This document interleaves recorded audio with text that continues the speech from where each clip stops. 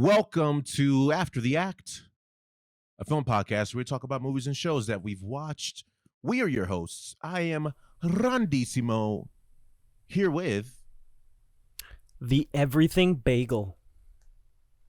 and Everything Bagel. As delicious as you are, both as the bagel and a human being, actually.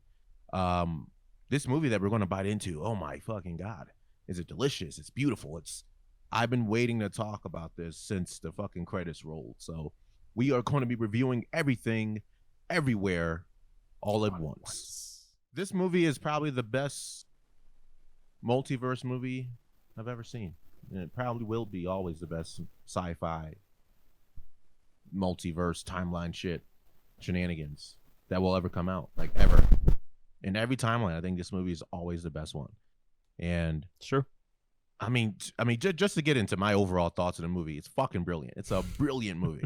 That's not even hyperbole. It doesn't say enough. It's beautiful. It is funny.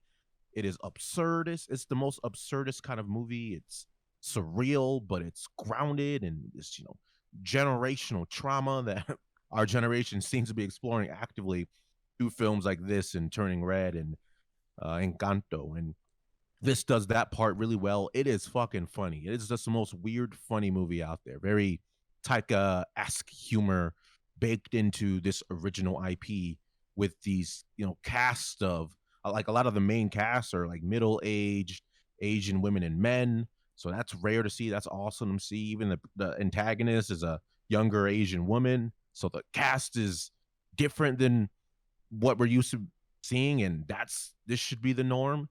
It is a great movie. I think it as soon as the credits rolled, I just was already ranking it as one of my favorite movies, period.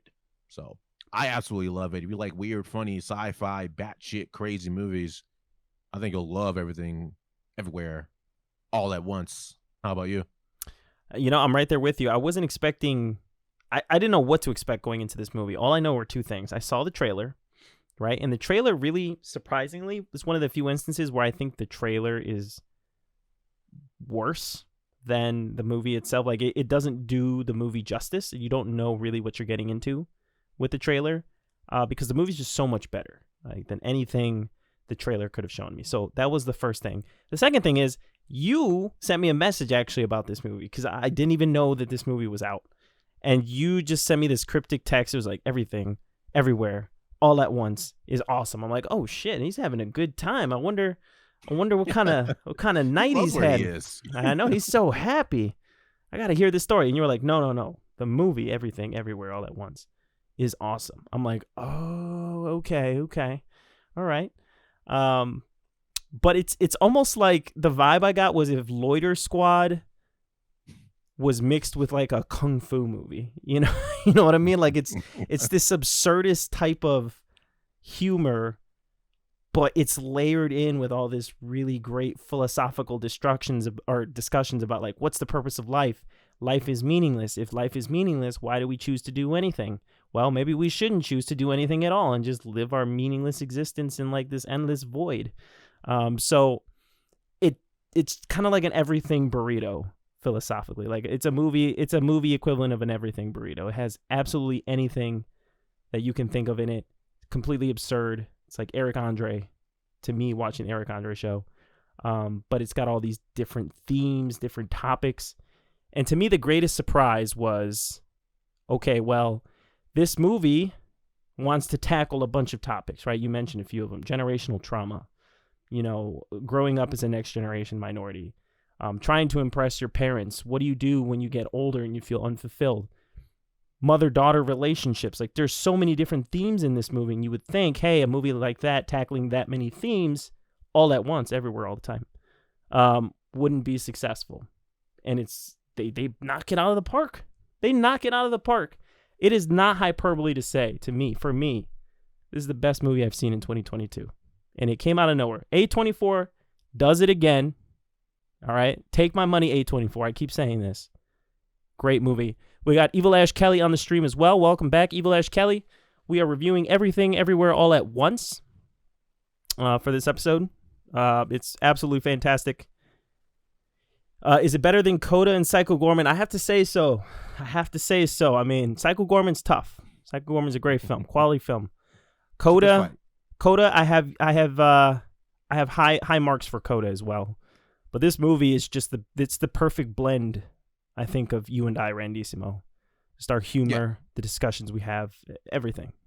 Yeah, it's incredible. Hilarious. It's ambitious. It deals with the themes of nihilism and just entropy with happiness and generational trauma relief, or the attempt of it at least. And it's right. It like, I wanted to win original script already for the year. I wanted to win best directed. I wanted to win everything already. We're almost halfway through the year. It's better than the Batman, and I really like the Batman. I think it's better than Spider-Man No Way Home, and I'm in love with that movie intimately. I love that movie so much. That's what's hot right now. Better than Doctor Strange, which comes out this week, and that's a multiverse movie. That's going to have a lot of stuff we're going to like. I'm already calling it's going to be better than that. So can't really give it higher praise. Love it, and I mean, hell, we could jump into some spoilers right now if you have it, unless you have anything else to say pre-spoilers. I mean, like I was saying, I feel like that's just what's hot right now is multiverse stuff. And every movie I've seen dealing with it so far has been pretty good.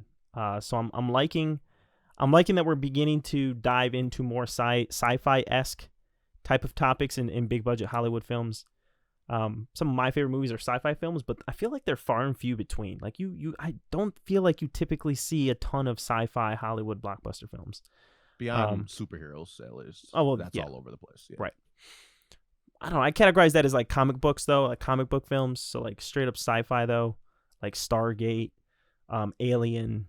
You got Dune, Dune, stuff like that. Yeah. So I'm beginning to like where we're going with those themes. So yeah, let's just dive in. Let's just add little bits of seasoning to this bagel that is this review.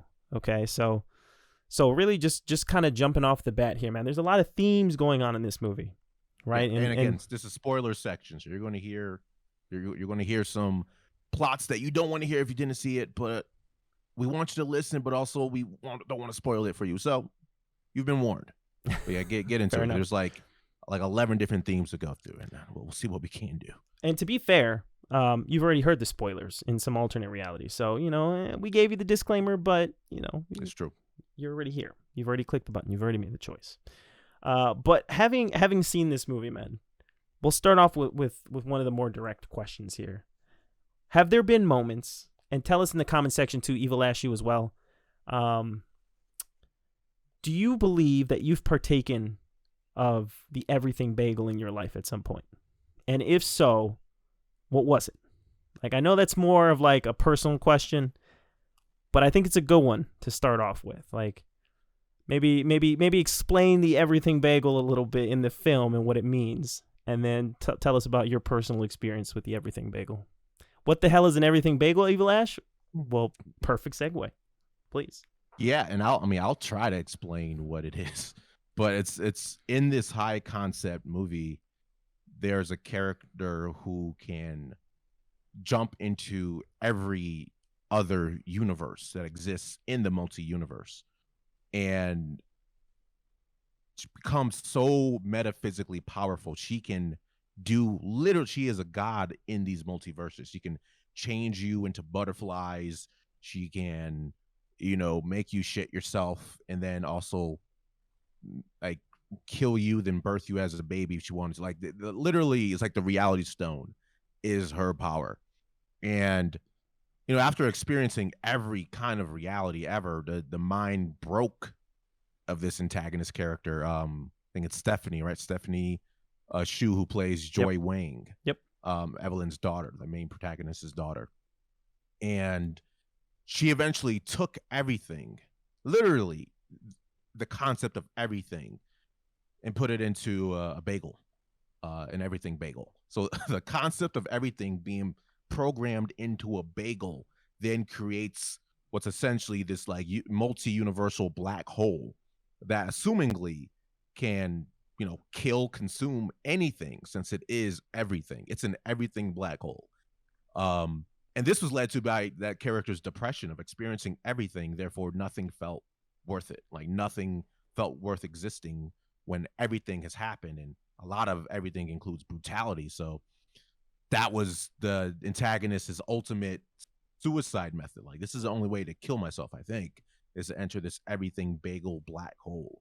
Um, and so it's an interesting question of like like her own trauma, like that multiversal trauma she's been put through. Then making her begin the ultimate nihilist, where nothing. Once you experience so many things like this, nothing will matter. I think a lot of people go through that. Like, I definitely can like suffer from like some forms of nihilism too. Just like, well, what's the point? Everything's shit sometimes. Everyone's a piece of shit. We're all gonna die. There's no afterlife. What's the point? So I can see both sides of it, of like feeling like nothing matters, therefore why even exist? Why live? But I do enjoy the counter to that, which I more assign myself to, is like, well, even if quote unquote nothing matters, like at least have happiness be a part of your existence while you exist. Make other people happy too. If you can find a way to make people a little more happier than they were before, then enjoy doing that until you're nothing, perhaps. So I enjoyed that everything bagel being the central conflict of reality's philosophy. Does it matter that we all die eventually, or that terrible things happen? Should we give up, or should we try to push through to make the world a little bit happier? So that like really was a central theme, and it was fun. It was an absurd way to express the theories of living and dying and nihilism and atrophy and all these things with a bagel, but they did it so fucking well. They did it so well. They even threw Ratatouille in there. This movie literally has everything. You mean Raccoonatootie? Yeah, Raccoonatootie. That's the B Netflix box version of Ratatouille. It's Raccoonatooie. So, Evil Ash, I see in the comment section, still not quite sure, and it seems zany. I know that's why this sounds kind of confusing, but essentially, just to give just another quick rundown, this movie is about a woman who lives a mundane life. All she does is pay taxes. She's miserable. She's in a marriage that she's not happy in anymore. She's always in conflict with her daughter. Her daughter and her are drifting apart. So she lives like this very, I think an apt comparison would be like a Rick Sanchez from Rick and Morty kind of existence, where, there's all this wonderful stuff going on around her. And they purposely, like, even cinematically film her with a bunch of clutter all around her all the time. Which it just shows like there's a lot of things going on around her, but she seems numb to it now in that point of her life, of being an older person and watching their life pass them by. And one day she has to go to the IRS because she's being audited, and then all of a sudden, by the way, shout out to Jamie Curtis. I was so happy to see Jamie Lee Curtis in this movie. Yeah. I thought that was a nice touch. But she goes to file her taxes, and then all of a sudden she finds out through various methods that she is the hero that these people have been looking for. Like her husband's multiverse counterpart talks to her through her husband's body and says, "We are in danger. Someone is going to destroy the multiverse. You're our only hope." And she's just like, what the hell's going on? And then shenanigans ensue, right? And the whole film just has her jumping into different realities, experiencing different possibilities of what her life could have been. Right? She could have been a singer. She could have been a martial arts kung fu master. She could have been a chef, where there's, the movie Ratatouille is a real thing. She just lives all of these existences for like all at once. And one of them is even like a reality where she has hot dogs for fingers because, that's just the Everyone way does. The evolutionary chain. Evolved. Exactly. That's how humans evolved in that alternate reality. So it deals with all these concepts, and she has to travel through all these different realities, these different forms of existence, essentially to beat the main antagonist.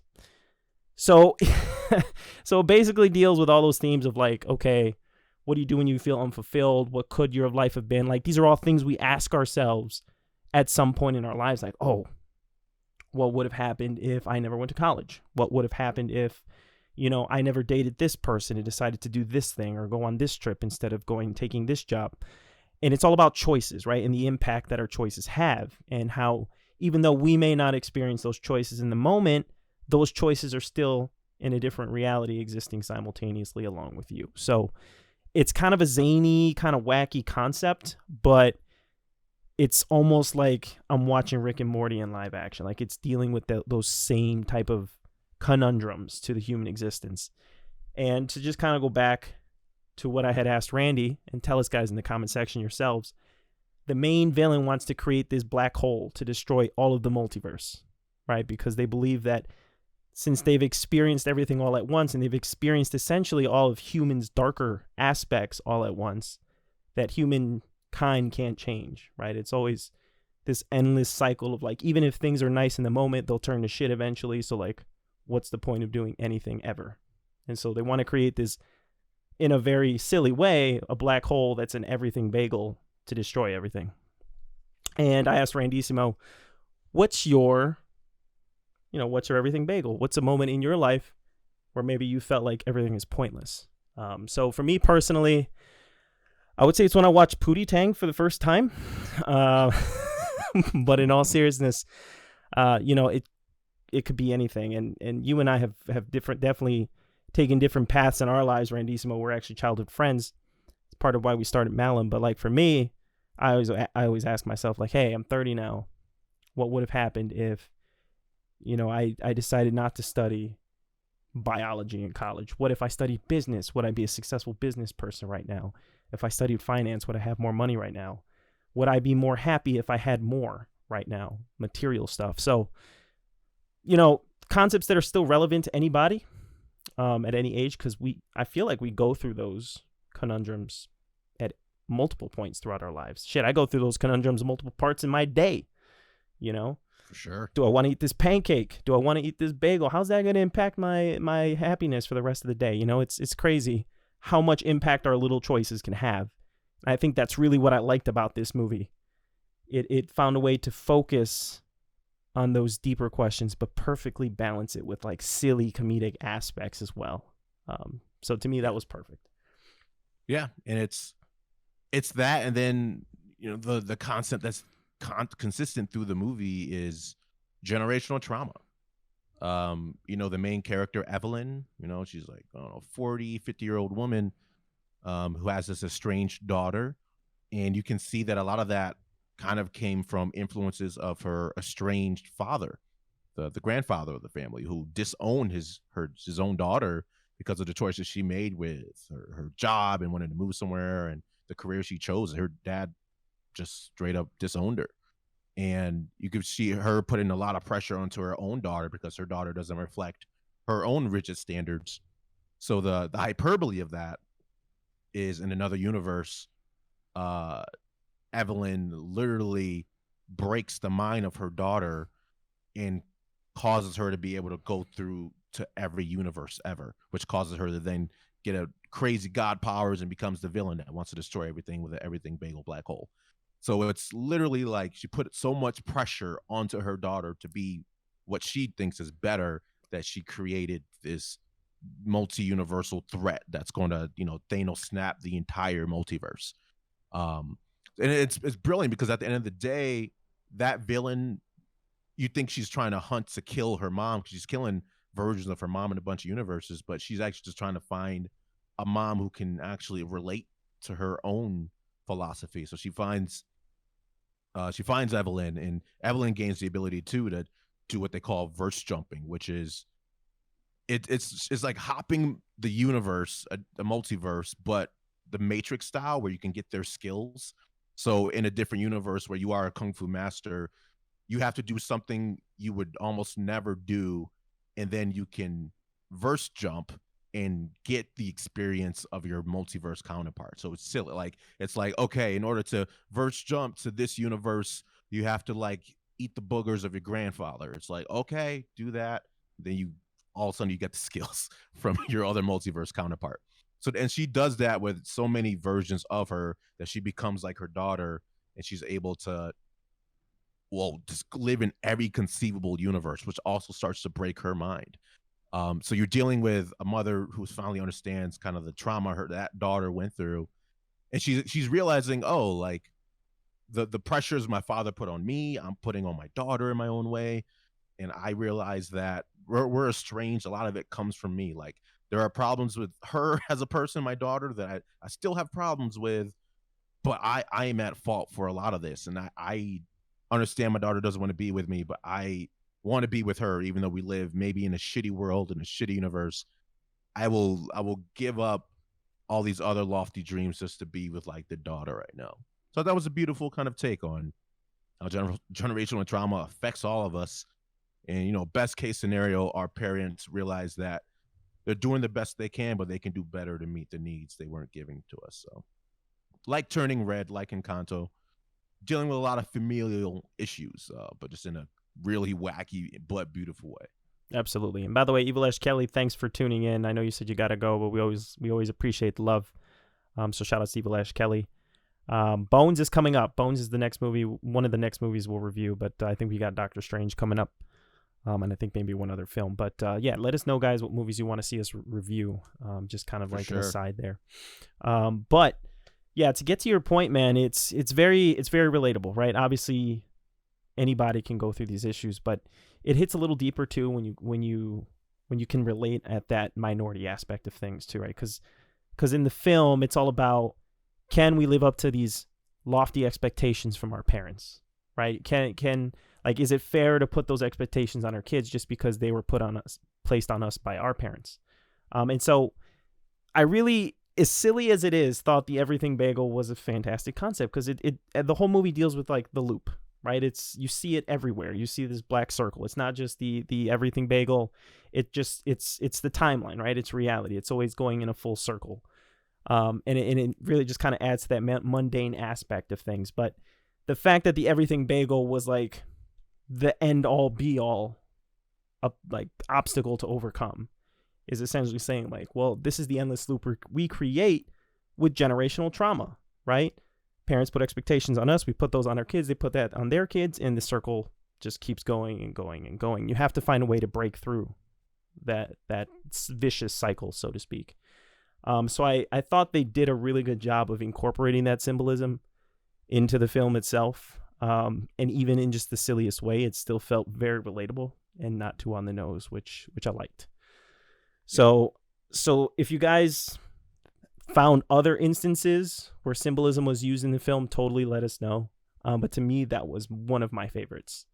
How about you, man? Was there anything that really cinematically stood out to you in the movie that kind of attached itself to the themes in the movie? I mean, one thing that I love is that it kind of does that Rick and Morty episode where they can see all the versions of themselves thing really well, where again, this movie is pretty cynical too, like in the best way, funniest way. It's cynical because the whole reason Evelyn's able to do any of this is because she's quote unquote the worst Evelyn of all the multiverse. She's just so unspecial and quote unquote nothing that she's able to become everything because she's nothing. And the movie just keeps telling her that, like, yeah, you're like, imagine the multiverse exists and someone tells you are the worst one.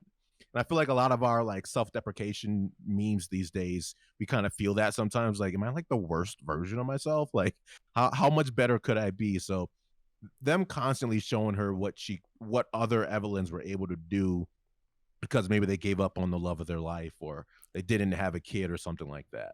That's just, it's always fun to be able to explore that whole, what is the other side? Is it greener? And I mean, ultimately she's back in her own universe at the end of this, like mindset and all. And she says it like, this world is shit, but I don't care. She was able to literally see other worlds, and she just wants to be with her daughter in the shitty one. She's willing to be quote unquote shitty with her daughter. So I just like them kind of exploring that.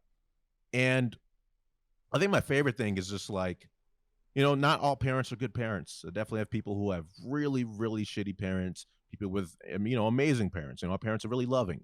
And there's parents all in the middle where, sometimes they find it hard to love their children, it seems. And what I loved is that the finale of this dealt with her daughter trying to go into the Everything Bagel and kill herself because she doesn't want to live in any universe anymore.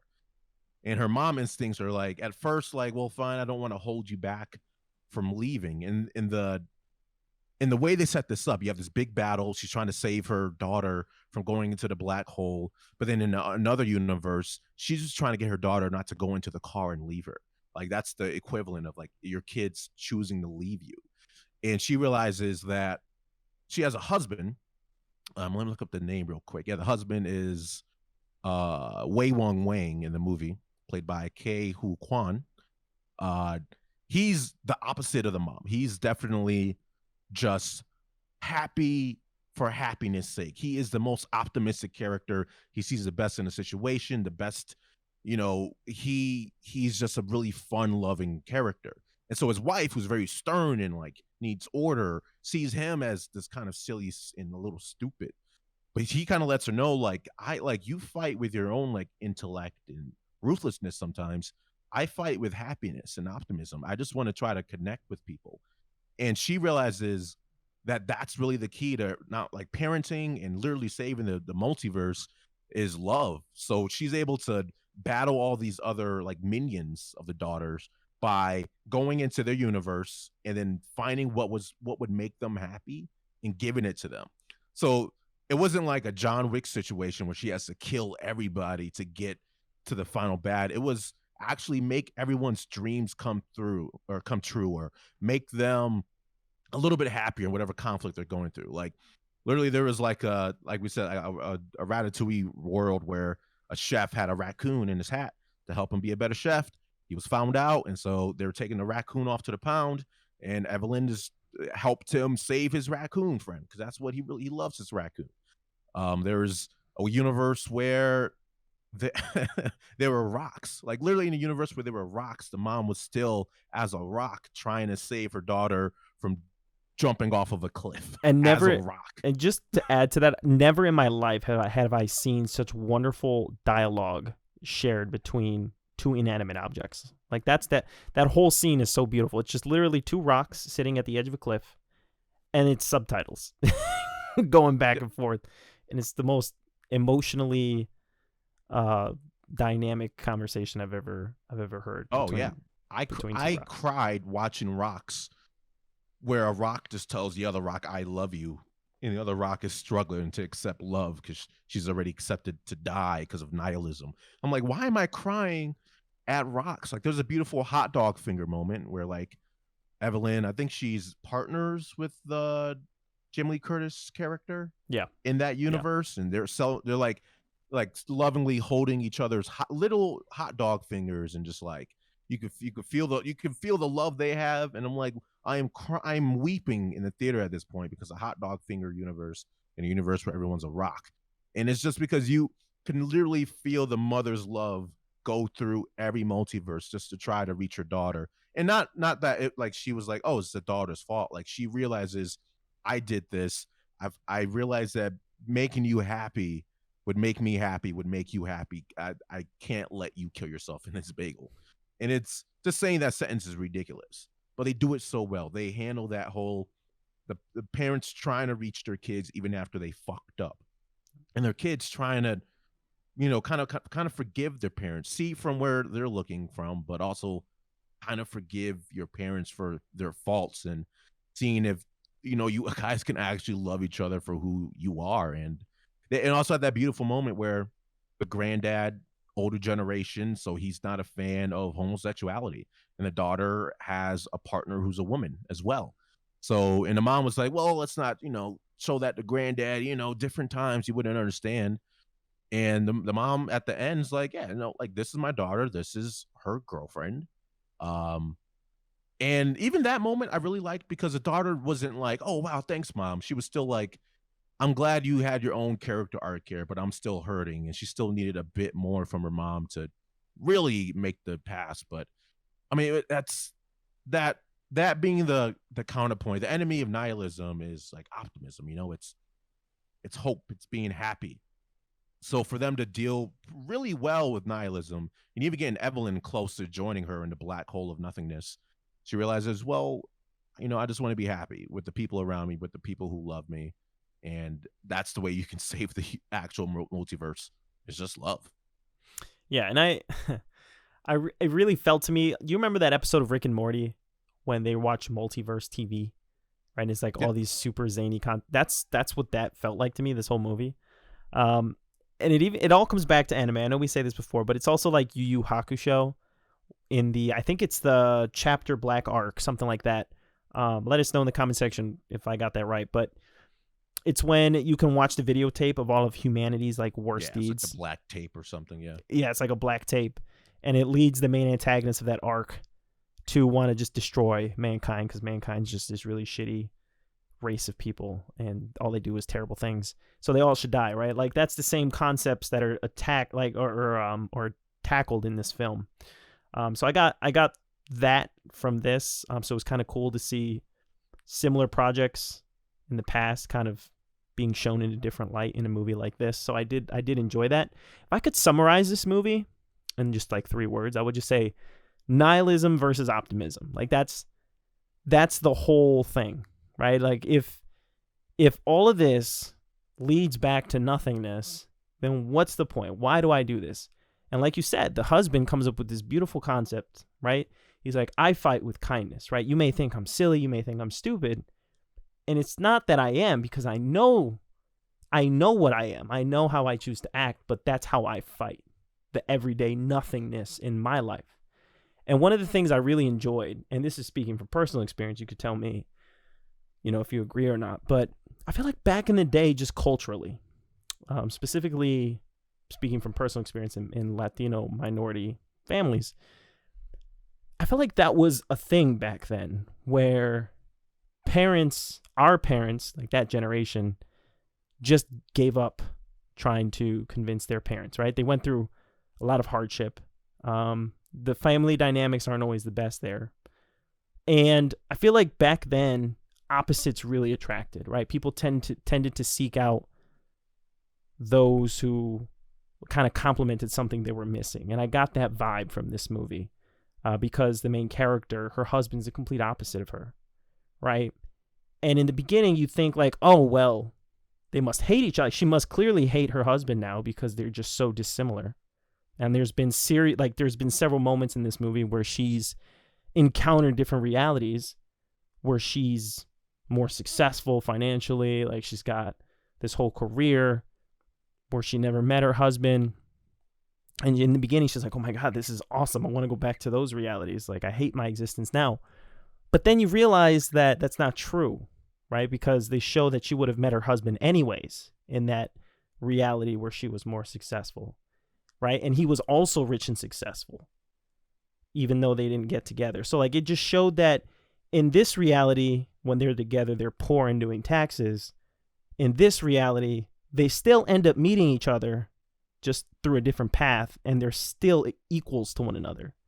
So like, they were still meant to find each other, and it's still meant to be on the same plane, which is something she didn't get until the end of the movie, that's one thing I thoroughly enjoyed. So the concept of like, if I'm going to do anything, I know it doesn't mean anything, but you know what, damn it, it means something to me. And I feel like that was the ultimate conclusion to the film. It's like, yeah, in the grand scheme of things, whether you choose to have Friday night movie nights with your family, pizza nights, whatever you want to do with your loved one, it means nothing. But you know what? They do say part of the miracle, the meaning of life is to live, right? Like, you add meaning to your own existence, and that's okay, right? Just choose something to stick by and to hold important. And at the end of the day, that's all you can hope to do. That's enough, right? To beat the mundane thing that is existence. So what about you, man? What did you get from that dynamic with her husband? Like, do you agree with anything that I just said? Do you have a different view on it? Yeah, I enjoyed that main they're both like superstar universe they showed, because I believe they knew each other when they were young. She chose not to marry him, went on to be successful. He went on to be successful. They met up again later in life. And she tells him like what she now knows, that they were in they had a failing laundromat business with a kid. And, but in this universe, we could be successful and be together. And she was still stuck on the whole, like, they need to be, really successful and great, and how shitty that universe is, and this one's so much better. But her still, like, some sort of pessimism still didn't attract him to be able to pull that trigger later on in life. And I just enjoyed his one line where he realizes it's not going to work out between them, and he's like, well, we're really successful now, but I would have been poor running a laundromat with you if it meant being with you. I'm like, that's just beautiful. Like his love for that woman, his would be wife in another universe, transcends the multiverse stuff. So it's beautiful of the whole. Listen, I just want to be happy with you. I don't want to try to be anything else but happy with you. And if that's not enough, then too bad, because it would have been enough for me. So, we all have like different standards. Like, this is how I want to be in life. I feel people who maybe don't have education as lower, or a certain career path as lower, but it's like with everything we do, from my perspective, yeah, it will all turn into nothingness. I don't think there's an afterlife. I don't think there's a grand morality of the world that we all should be following, other than whatever we think is bringing more happiness to ourselves, our loved ones, the world as we know it. Just do that. Like, literally, the song "Heaven is a Place on Earth," I think that's as best as we can strive to do. And that's really what his character was just trying to do: is make everyone a little bit happier. Um, but we've been talking a lot about the philosophies, which is great because this movie is fucking buried in it. Now it's time to talk about butt plugs. I mean, butt plugs, fucking Google, like, literally. Like, we talked a lot about, there's some Rick and Morty stuff. There's some Matrix stuff. Doubling down on the Matrix / John Wick stuff. The choreography, the action in this movie is fucking excellent. Everyone does it so well. Like, legit kung fu versus wrestling versus boxing versus fucking assassins. The action is so dope. So it's weird when you have all these grand philosophical ideas they're trying to convey, but they're also like using a dildo as a weapon in the most fucking cool way. Like, the best use of a dildo, other than going and fucking yourself, Yeah, is that's used in this movie as a weapon. And you heard right. Someone got beat to death with dildos in this movie. Okay? I'm not talking about the little ones you buy to, you're shy, you walk into the store, you're kind of curious, but you're still afraid, so you get like the small one that looks unappealing and it's kind of colorful. You know what I'm talking about, Randy? Oh, of course. Yeah. Got a bookmark. Yeah, exactly. Yeah. No, these were like the big ones. These are like the veteran dildos. Like, these are the dildos you use in GTA 5 when you use that cheat code to like use as a weapon. Like, that's what they use in this movie to beat someone to death. So my favorite scene in this movie is when there's this amazing choreographed fight between the main character and agents of what's called the Alpha Universe, right? Where they first discovered how to jump multiverses. And they're having like this badass fight, and she keeps having to jump to different realities to acquire a new skill to incorporate into fighting multiple people. So like, there's one universe where she falls on a pencil and blinds herself, which made me cringe when I saw it in theaters, which also plays a callback to John Wick with a fucking pencil. And then there's another universe where she's a singer, so she has enhanced lung capacity. She can hold her breath longer. And she's just whooping ass, and then all of a sudden, like we said earlier, you have to do silly random things in order to initiate that jump to a different universe.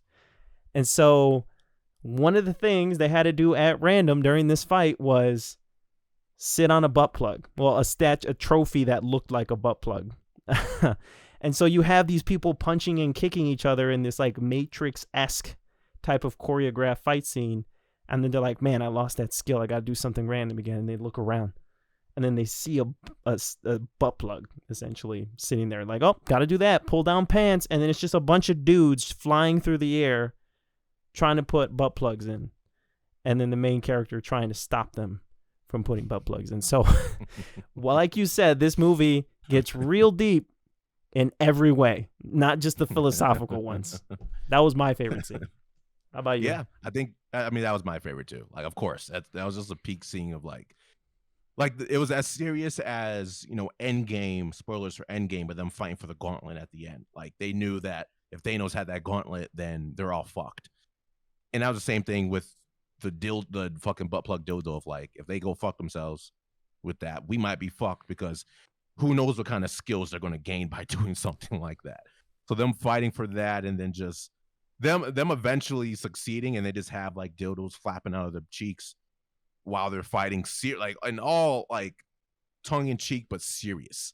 And it's just like, this is exactly my sense of humor. This is what I want. Like, the fate of the world, trying to prevent a bagel from destroying the multiverse, and your adversaries are wielding the powers granted to them by butt plug dildo. So, I mean, action wise, that was probably one of the best sequences. I mean, I really like the sequence where she was fighting. I think it was a Jamie Lee Curtis character, but when she was like a pro wrestler in another universe, Right. so she had all this pro wrestling kind of skill set. So her versus like MMA background when she got that skill was kind of really cool to see how that played out. It's just I am I almost feel like at a loss of words for how much things this movie did. The action choreography, the crazy outlandish sci-fi concepts with this heartfelt like, listen, I know I've been shitty to you before, but I'm your mother and I love you and I want to do better as like the conclusion. They used optimism and happiness and parental love as the climax, and that was fucking beautiful, you know? I can't really ask for a movie to do more than that. It's really hard to. I mean, if you could sum up that movie, just like it's like it perfectly balances silly and serious, right? Butt plugs with deep philosophical debates about our existence. But those butt plugs have led me to the perfect plug, because if you love this movie, you should check out our other podcast, The Magic Conch. The Catchline is literally the podcast where we talk about nothing or nothingness. And we're just as random in that podcast. That's why I really like this movie. I said this was just like our humor. That podcast, it's just like the podcast. Like it's these random ass topics we do, guys, every week. Literally about anything.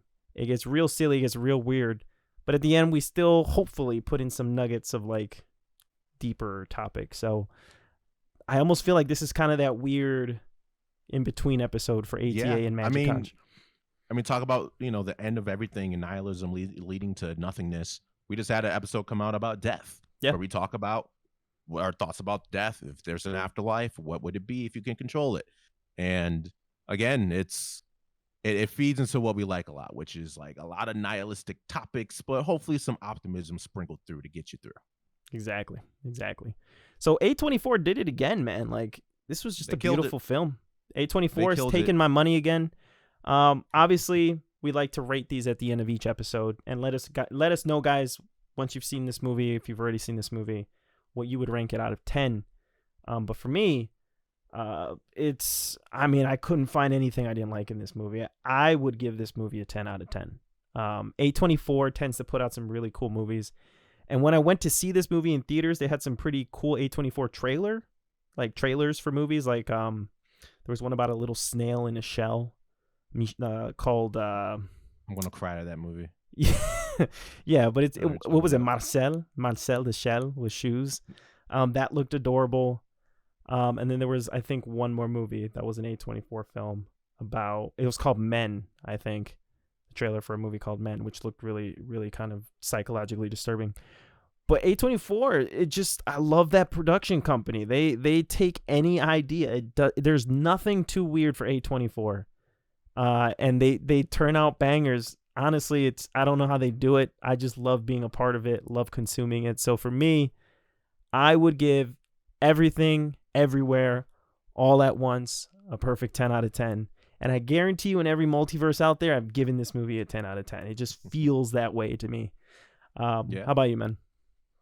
I was actually thinking about this a lot because someone asked me the other day at a party, what's your favorite movie? And the first thing I said was Everything, Everywhere, All at Once. And I was giving it a lot of credit given my 30 years of consumption of media. And there's also like this bit by some comedian where, I don't know, this person was selling some sort of products and she rated her own products. And the highest rating she was given was like a 4 out of 5. And he was like, well, if that's your best product, shouldn't that be like a 5 out of 5? Like at some point, some product has to be the highest rated product. And it's hard for me to ever give a movie a 10 out of 10 because I'm like, but what if there's something better?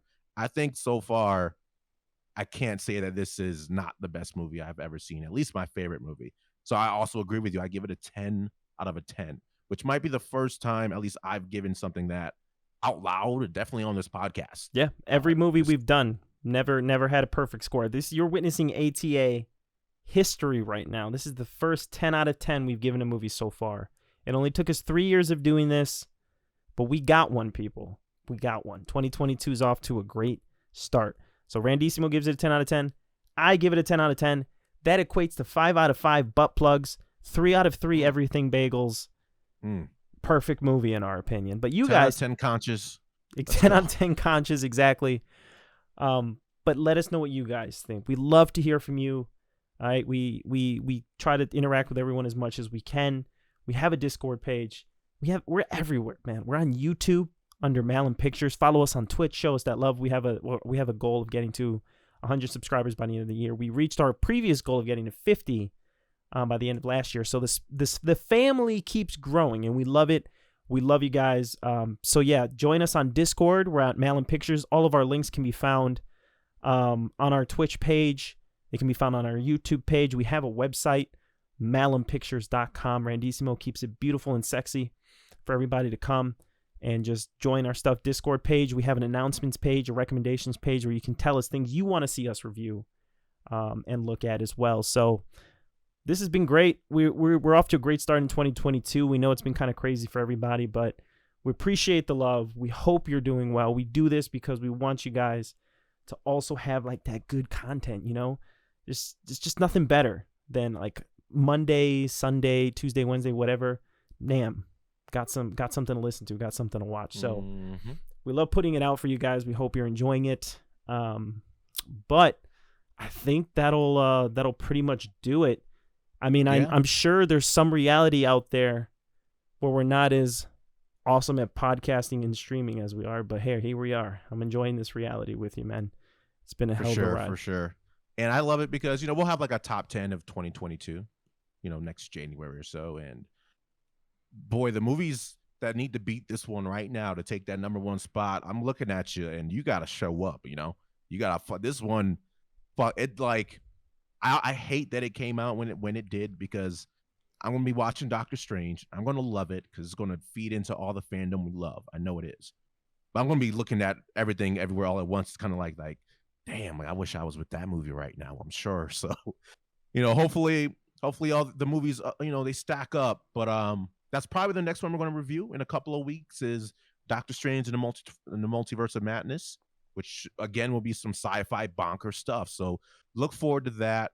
We'll have some more streams of games this week. We'll have a Magic Conch episode next week. Who knows what that's about? Maybe that one's also about the multiverse. We don't know yet. But what we do know is we love you guys. Thanks for tuning in to another podcast of After the Act.